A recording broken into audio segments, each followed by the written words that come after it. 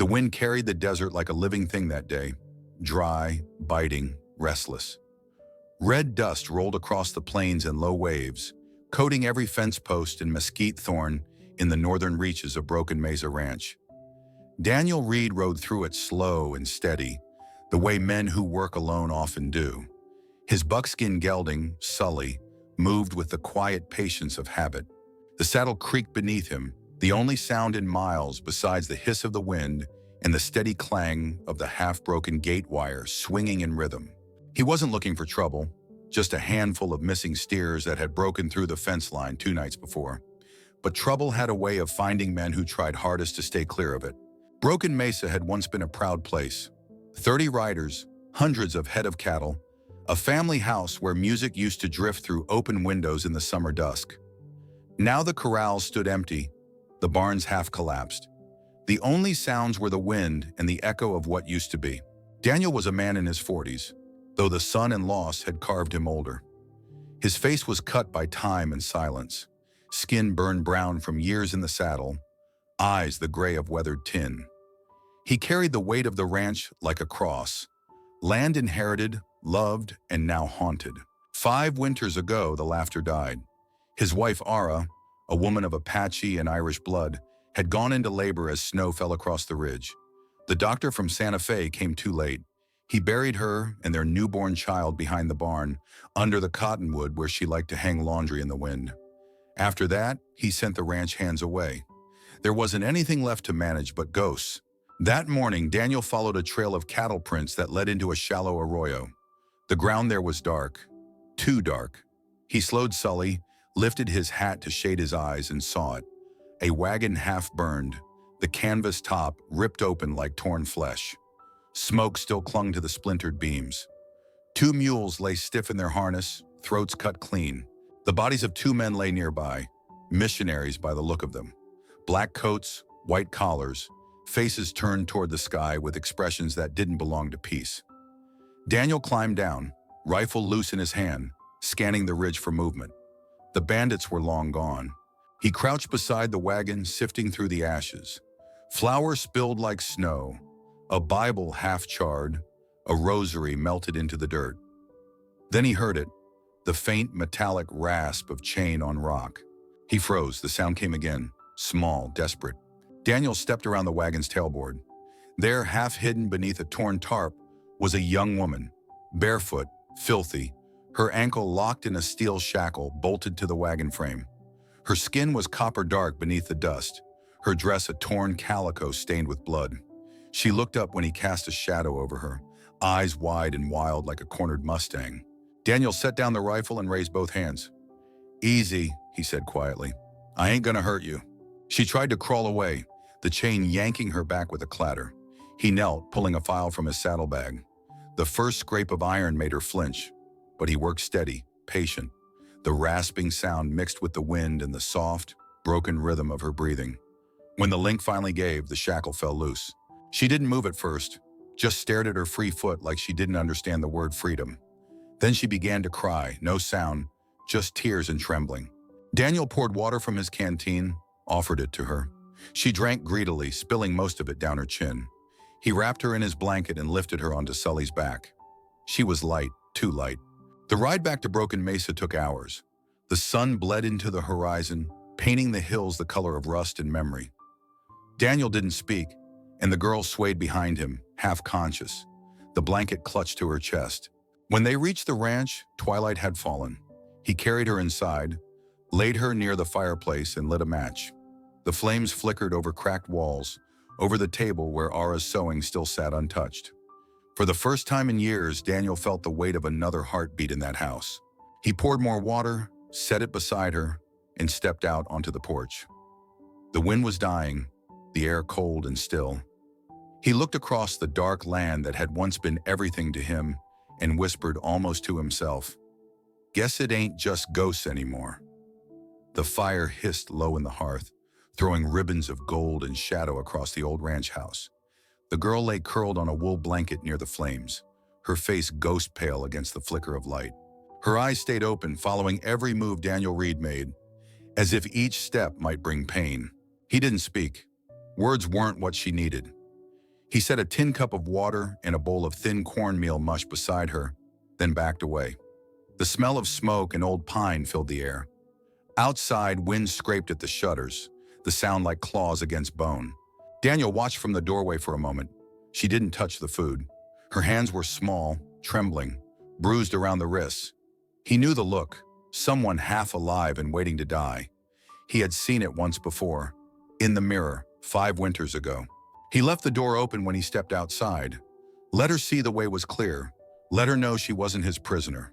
Out on the porch, he lit a lantern and sat in the cold, the boards creaking beneath his boots. Sully snorted from the corral, restless in the wind.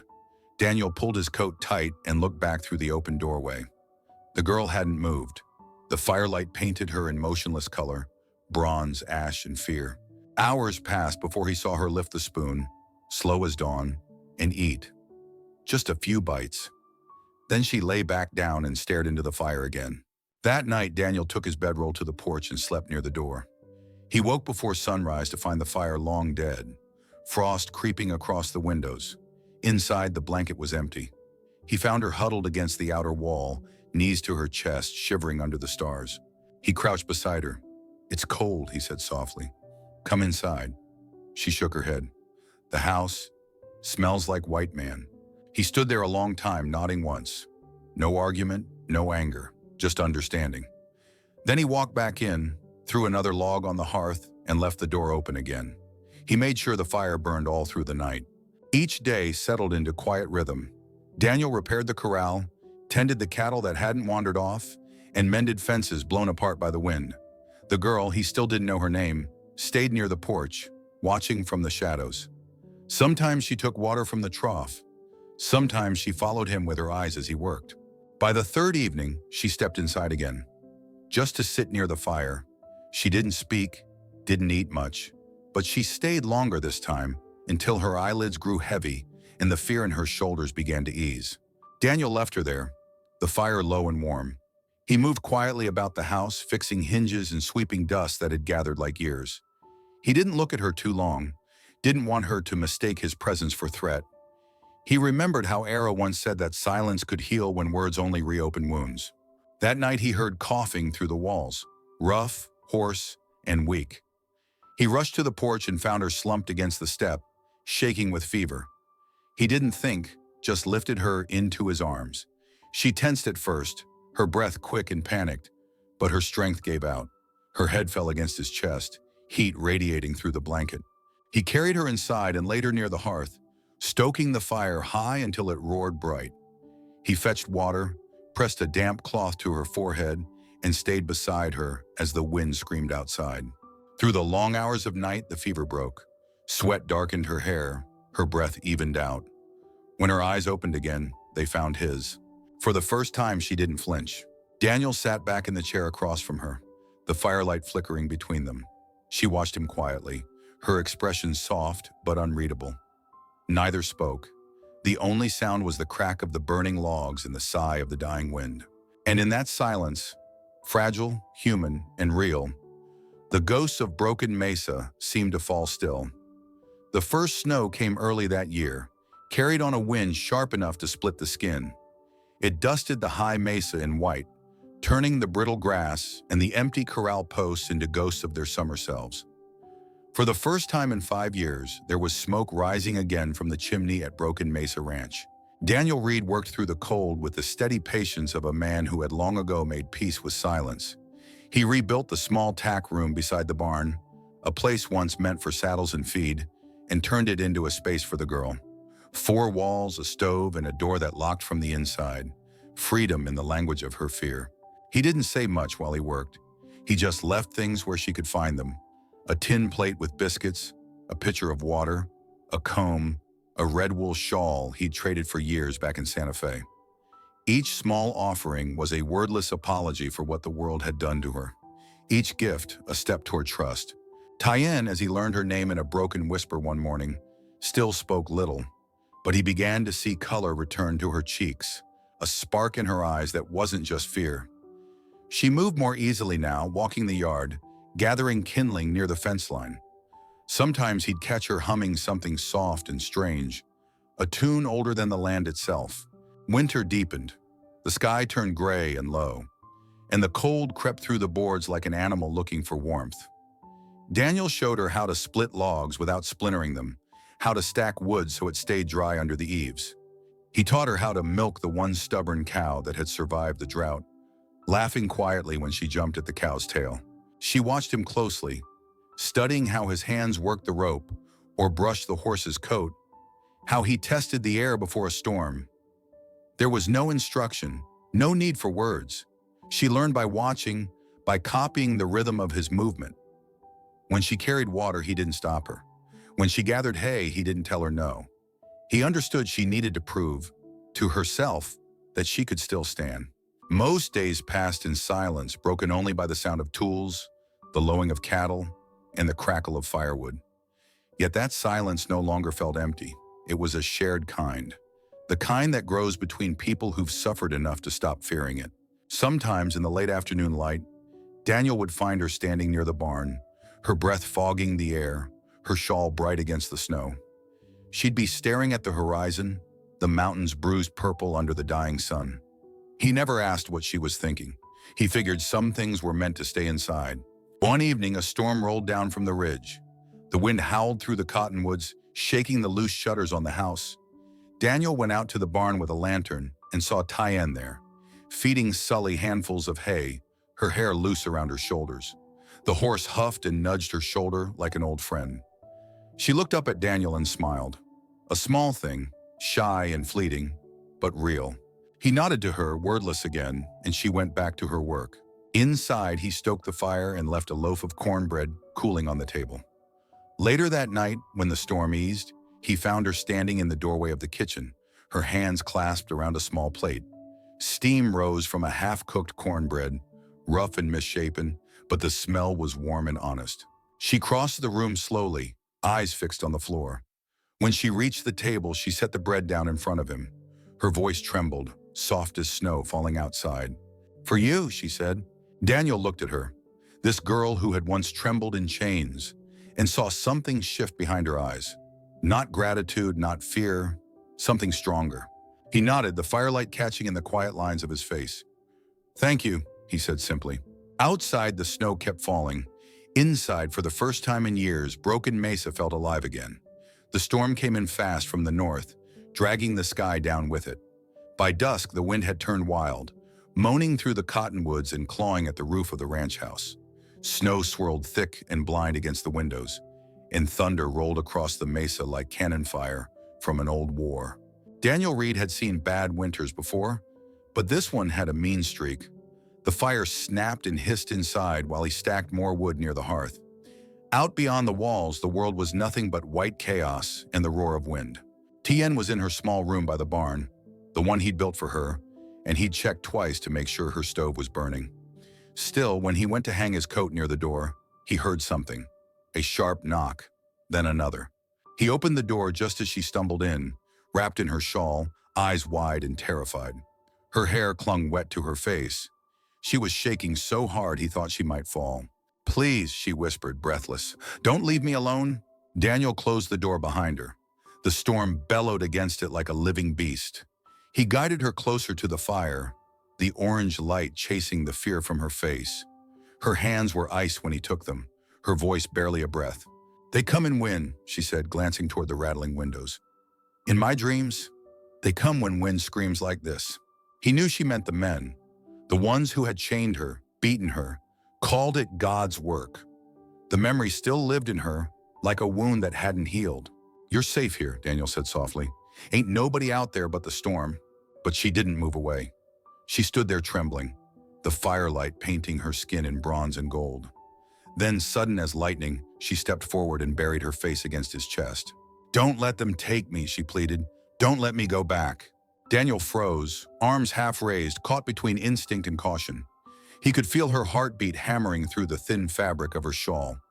Slowly, carefully, he rested his hands on her shoulders. "I won't," he said, "not ever." Her sobs came soft at first, then quieted. She stayed close, the scent of smoke and wild sage clinging to her hair. When she looked up, her eyes were searching his face for something. Truth, maybe. "You won't do what they did?" she asked, her voice small and broken. Daniel shook his head. "No," he said, "I ain't like them." Her eyes filled, but she didn't pull away.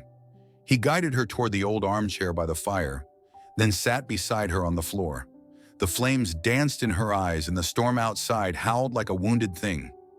She leaned against him, her body still shaking, and he held her the way a man might hold a frightened child. Steady, protective, careful not to cross the line between comfort and desire. The night stretched long. The wind battered the windows, the chimney groaned, and snow piled high against the door. Inside, the fire burned low but steady. At some point, her trembling eased. Her breathing slowed, soft and rhythmic against his chest. Daniel stayed awake, staring into the fire, feeling the weight of her head against him. He could smell her hair, wood smoke, sweat, and winter air. He thought about Aram, the last time he'd held someone close, and how the world had gone cold after she left. Now warmth crept back into the house, fragile, dangerous, alive.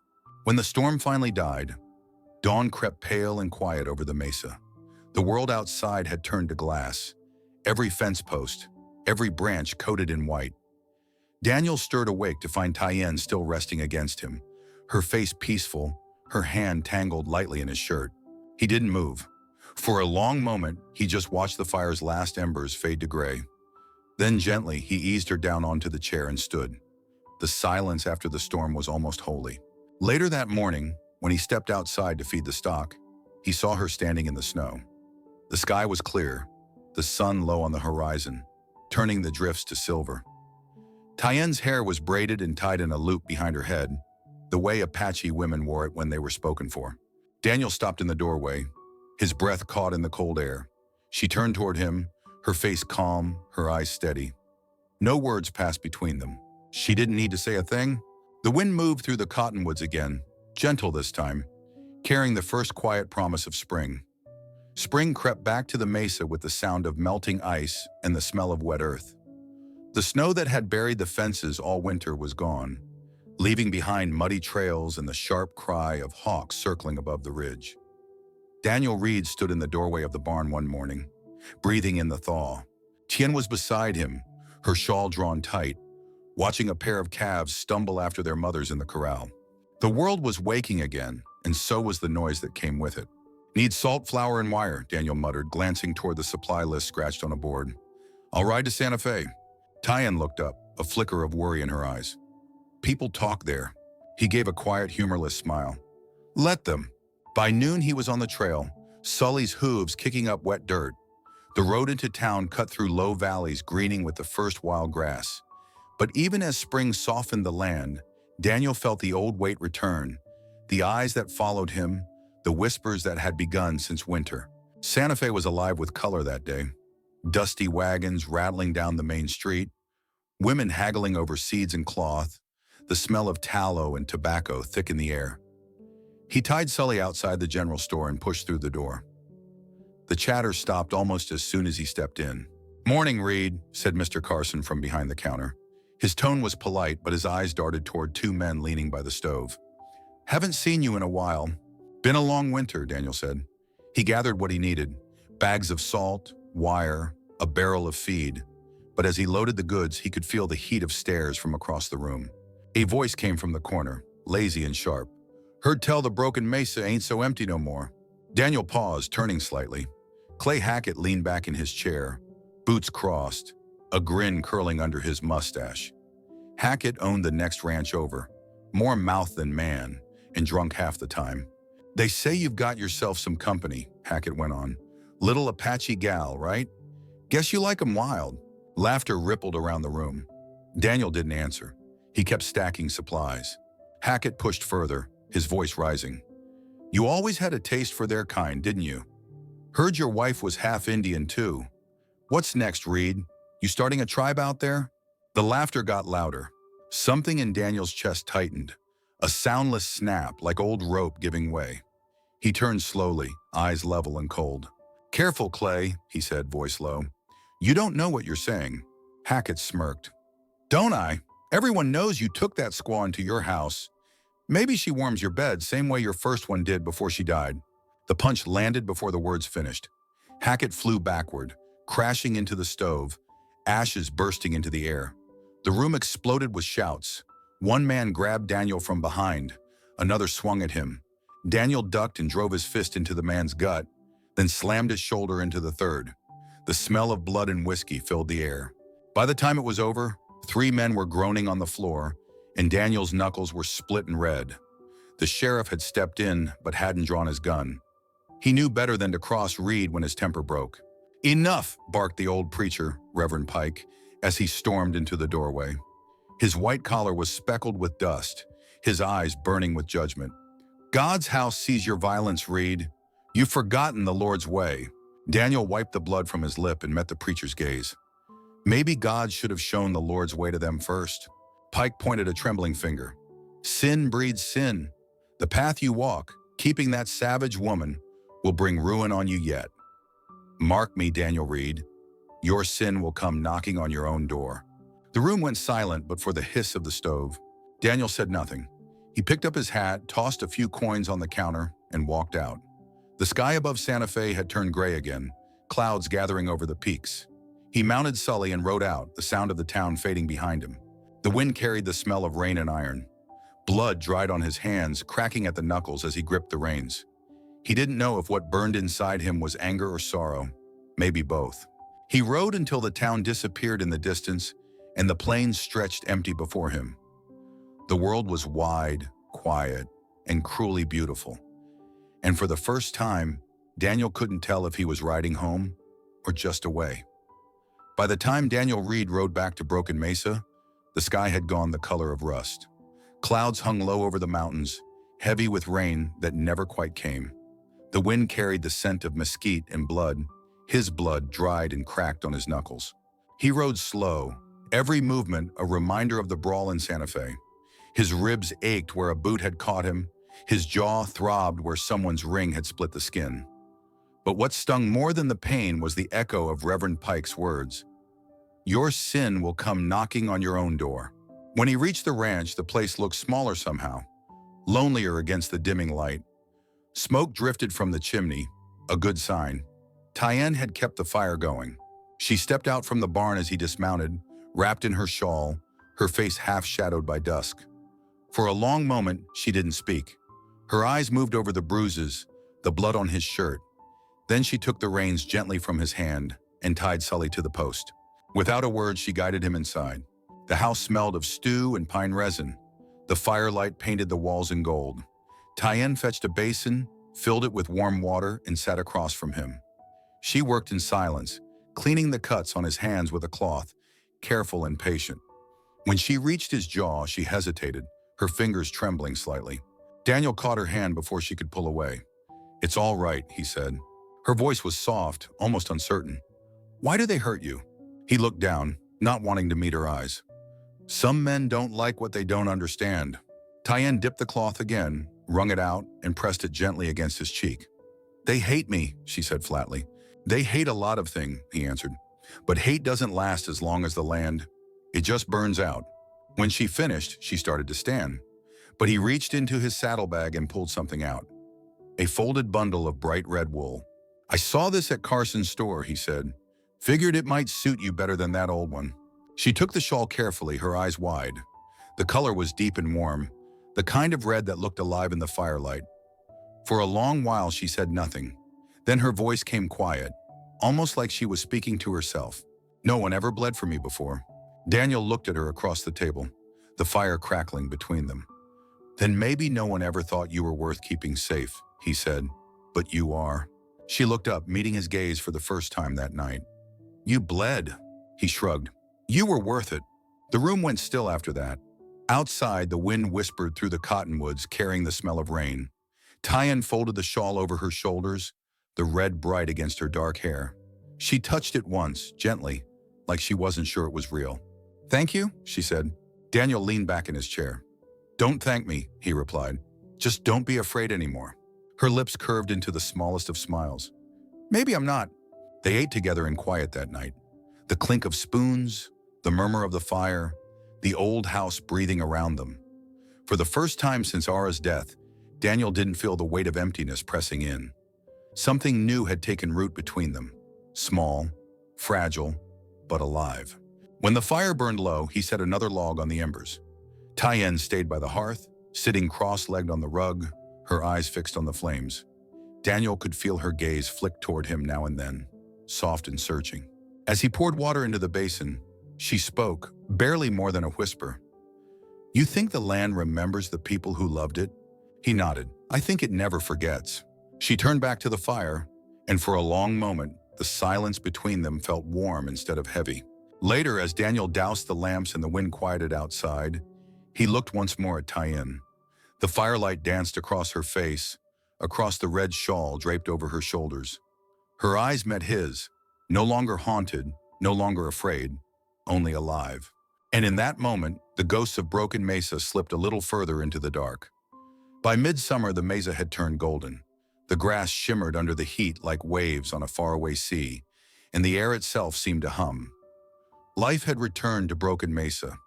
Calves bawling in the pen, chickens scratching by the porch, and the faint sound of Tien's laughter carried on the wind when she forgot to guard it.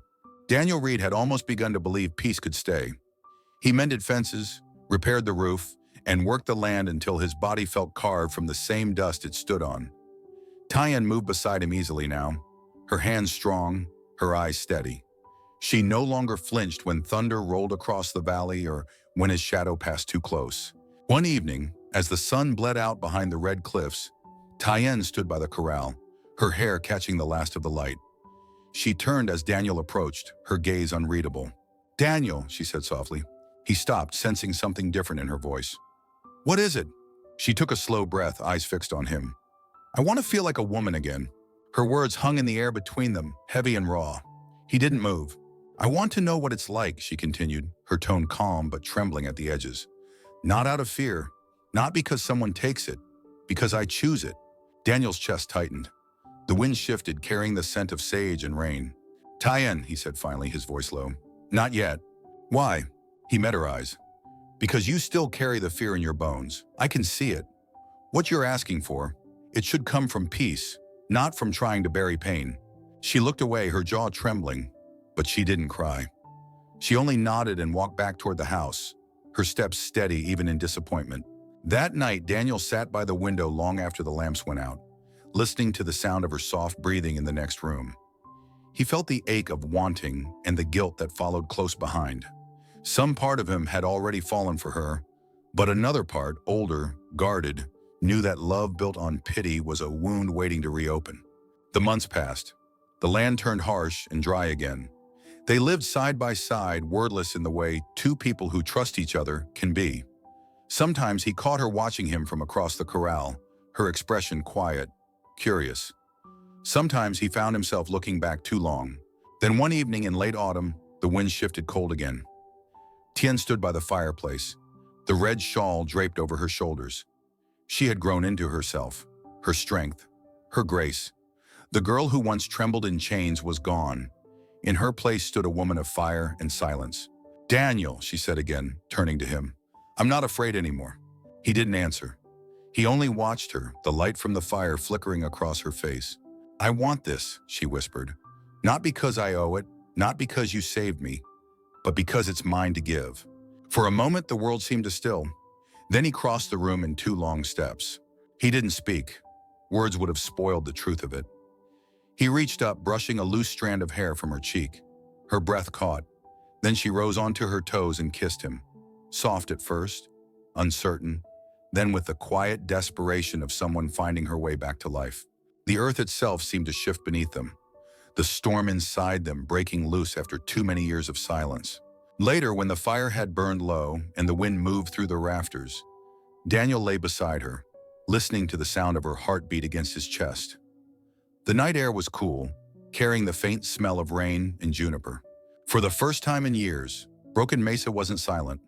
The house seemed to breathe again, floorboards creaking softly, the wind humming through the cracks, the faint sigh of 2 souls who had finally stopped running from themselves. Daniel closed his eyes, his hand resting lightly against hers.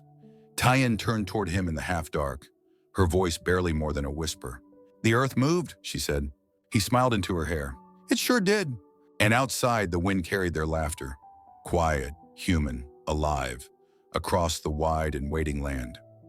The autumn wind returned sharp and cold, carrying the smell of rain and far-off smoke. For weeks, the high mesa had been silent, but for the lowing of cattle and the soft rhythm of two lives finding peace. Daniel Reed had begun to believe, foolishly perhaps, that the past had finally loosened its grip on them. Then one afternoon, a rider appeared on the ridge. Daniel spotted him first, a black-coated figure against the horizon, moving slow, deliberate. Even before the man reached the yard, Daniel knew who it was. The way he sat tall in the saddle, stiff as iron, Bible strapped to his chest like a weapon. Reverend Pike. The preacher dismounted, dusting off his coat with the prim care of a man who had never known honest dirt. His smile was thin, his eyes full of judgment. "Brother Reed," Pike said, voice oily with false kindness, "I feared I might not find you." Daniel didn't offer his hand. "You found me. Say what you came for." Pike glanced around. The rebuilt barn, the corral, the open door where Tyen stood in the shadow. His smile hardened. "I came," he said, "for what belongs to the Lord." Daniel's jaw tightened. "You mean her?" The preacher nodded solemnly, unfolding a set of papers from his coat pocket. "Miss Tyen was taken in by the Church of the New Dawn 3 years ago. She signed her faith and her labor to the Lord's service. She absconded, taking church property with her. These documents affirm that she remains under covenant and by law under church authority." Tien stepped forward, her face pale but unyielding. "You think you own me?" Pike's tone turned syrupy. "My child, you were saved from savagery. You were fed, clothed, baptized. You belong to the Lord." "I belong to no one," she said, voice trembling but clear. Daniel stepped closer, his shadow falling over Pike. "You heard her? Ride back the way you came." The preacher folded the papers neatly and tucked them into his Bible. "I'll be back with the sheriff. You'd be wise not to resist the law." Daniel didn't move as Pike mounted his horse and rode off toward the valley, dust trailing behind him like smoke from a dying fire. That night, Sheriff Brody showed up at the ranch. The two men had shared whiskey and gunfire in younger days, back when justice had been something you carried on your hip. Brody looked older now, tired. He removed his hat and sighed. "Dan, I don't like this any more than you do, but Pike's got papers, legal ones. The church holds charter rights in Santa Fe County. It says she's under indenture." Daniel stared at the floor. "Indenture ain't the same as chains." Brody's eyes softened. "Maybe not in words, but the law won't care. You keep her here, they'll come with a warrant. And if you resist..." "I've resisted worse." The sheriff shook his head. "This ain't the war, Dan. They'll make you the villain. And you know how fast this town turns on a man." Daniel looked toward the back door where Tyen stood listening, her face calm in the firelight. "Then what do you suggest?" Brody rubbed a hand over his beard. "If I were you, I'd take her and run south. Across the border, maybe. Somewhere Pike's reach doesn't stretch." Daniel was quiet for a long time. Then he said, "Running means we start over again. Hiding. Looking over our shoulders till the day we die." Brody nodded, sadness in his eyes. "That's the truth of it." When he left, the house fell silent again. Tyen walked to Daniel's side. "If we go," he said quietly, "we might live. If we stay..." She met his gaze. "If we run, I'll lose everything again. I won't live like that." Her voice was steady, no fear, no hesitation. Daniel studied her for a long moment, then exhaled slowly. "All right."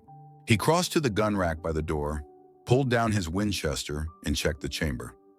The metallic click echoed through the room like a promise. "Then we stay," he said. Outside, the wind rattled the shutters. The storm was coming, and Daniel Reed knew it wasn't made of rain. The night before the fight, the wind howled across the mesa like a restless spirit. It swept through the cottonwoods, whistling through the cracks in the barn boards, carrying the scent of dust and something darker. Like the land itself knew blood was coming. Daniel Reed sat by the fire, cleaning his Winchester by lamplight. The metal gleamed cold in his hands. Across from him, Tyen tied her hair back, the red shawl folded neatly beside her. Her face was calm, almost too calm. "You don't have to fight," he said quietly. She looked up, eyes sharp and steady. "You once said I shouldn't be afraid anymore." "I'm not." He wanted to argue but didn't. Instead, he slid the rifle shut and laid it on the table between them. "Then we make them regret ever setting foot on this land." They spent the night preparing. Tyen filled canteens, packed cartridges into belts, and checked the revolvers. Daniel scattered rifles around the property, one near the porch, one in the loft, another by the corral. They dragged wagons to block the main trail and herded the cattle into a tight cluster near the fence, their broad bodies forming a living wall of muscle and horns. When the work was done, dawn was only an hour away. The sky burned dull red above the ridges, the kind of color that never meant peace. Daniel sat on the porch steps watching the horizon. Tyen joined him, her shawl wrapped around her shoulders. For a long time, neither spoke. Then she reached for his hand. "If we live," she said softly, "we live free." He nodded. "If we die free." The first sound of hooves came just as the sun broke the horizon. 5 riders, silhouetted against the pale sky, descended the ridge. At their head rode Reverend Pike, his black coat snapping in the wind, a rifle slung across his saddle. Behind him, Clay Hackett and 3 others, all carrying shotguns, their faces twisted with the righteousness of cowards. They reined up a few yards from the gate. Pike raised a hand. "Daniel Reed," he called, "I come under God's authority and the law of this territory. Hand over the woman and there'll be no blood." Daniel stepped forward, rifle in hand. "You've mistaken me for a man who bargains with thieves." Pike's expression hardened. "Then your blood is on your own head." From the barn loft, a rifle cracked, the sound echoing off the canyon walls. The bullet struck the dirt between Pike's horse's hooves. Tyen's warning shot. Hackett laughed, his grin wide and cruel. "The little squaw learned to shoot, huh? Let's see how she dances when the lead starts flying." He raised his gun, and the mesa exploded into sound. Daniel's Winchester thundered. Hackett's shoulder snapped back, his hat flying into the dust. Tyen fired again from the loft, and one of Pike's men toppled from his horse, hitting the ground hard. Gunfire roared through the morning. Smoke rolled across the corral. Horses screamed, cattle bellowed, and the air filled with the bitter tang of powder. Daniel fired, ducked behind a water trough, and came up again to drop another man near the fence line. Pike shouted scripture, firing wildly as he spurred his horse closer. "The wages of sin is death," he roared. Daniel sighted down the barrel. "Then take yours." The shot hit Pike square in the chest. He jerked back, clutching his Bible as if it might stop the bullet. It didn't. He tumbled from the saddle into the dust, the book falling beside him, pages fluttering open in the wind. The last of the riders turned tail, spurring their horses hard. Within seconds, the only sound left was the echo of hooves fading into the canyon and the ragged breathing of cattle penned behind the fence. Daniel stood there, smoke curling from his rifle, watching the horizon until the last of them were gone. Then the world went still. Tyen ran from the barn, her face streaked with soot and tears. She dropped to her knees beside him. "You're hit," she whispered. He looked down, half surprised. Blood seeped through his shirt, dark and thick. The pain came slow, like a tide rolling in. "Guess I am," he muttered. He tried to laugh, but it came out as a cough. "Stay with me," she said, pressing her hands to the wound. He met her gaze, his eyes calm, even as his strength drained away. "We held it, Tyen. We held our ground." She nodded, biting her lip to keep from crying. The wind picked up again, carrying the smell of gunpowder and rain. The smoke from the battle drifted across the yard, thinning in the rising light. As Daniel's knees buckled, Tyen caught him, lowering him gently to the earth. His hand brushed hers, leaving a streak of blood across her palm. When the last echo faded, only the wind remained, whistling through the broken fence and over the still bodies in the dust. Broken Mesa stood silent but unbowed. The land had seen death before, and it would again. But this time, it had seen love strong enough to fight for. And somewhere in the rising sun, Daniel Reed still stood, if not in body, then in the story the Mesa would whisper for generations. The winter after the gunfight was the hardest Daniel Reed had ever known. Snow fell deep across the Mesa, bearing the scars of battle beneath a white silence. The bullet that had torn through his side left him weak, slower than he liked, but alive. Tyen refused to let him die. She cared for him the way the land cares for a seed, quietly, persistently, until life began to grow again. When spring came, so did their son. He was born at dawn, the same hour the light first touched the red cliffs beyond the ranch. Tyen named him Caleb, a name she said meant faithful. Daniel thought it fit. The boy's first cries broke the silence of broken Mesa, And for the first time in years, Daniel heard something stronger than the wind: hope. For months, he couldn't ride much. His wound ached when the weather turned or when he lifted the feed sacks. But he found new work in smaller things. He carved a toy horse out of cedar for the boy, smoothed its edges, and painted it with leftover stain from the barn.